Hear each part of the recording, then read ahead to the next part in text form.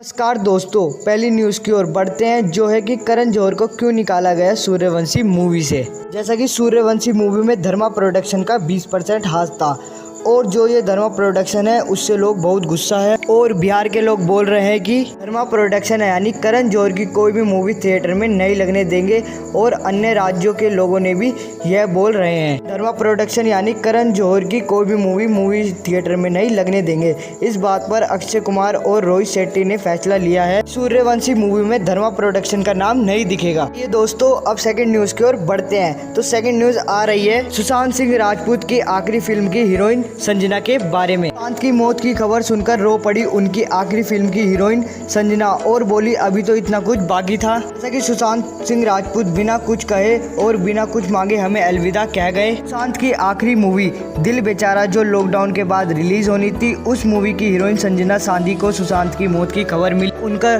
रो रो कर बुरा हाल हो गया और संजना ने सुशांत के प्रति अपनी फीलिंग्स शेयर की थी। कैप्शन में उन्होंने लिखा अभी तो इतना कुछ बाकी था सुशांत, कुछ ही दिनों में आपने मुझे हमेशा के लिए जो भी दिया है उसके लिए मैं सदा आपकी आभारी हूँ। आइए अब तीसरी न्यूज की ओर बढ़ते हैं। भारत और चीन के सीमा विवाद के चलते इंडियन गवर्नमेंट ने चाइना के 59 मशहूर ऐप्स बैन किए हैं जिसमें टिकटॉक भी बैन किया गया है।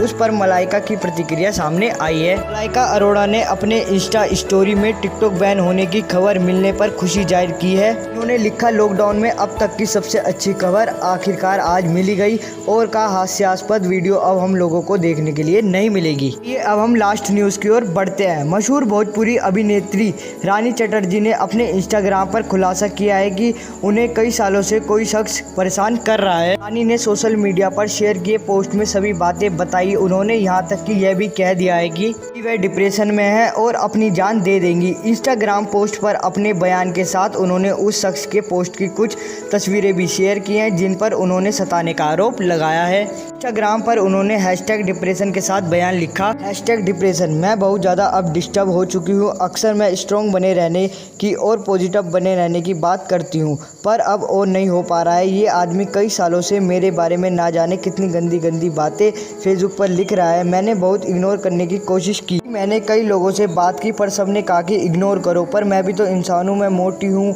मैं बुढ़िया हूँ या मैं कोई भी काम करती हूँ तो ये इतनी भद्दी भद्दी बातें लिखता है। लोग मुझे ये सब भेजते हैं और कहते हैं इग्नोर करो।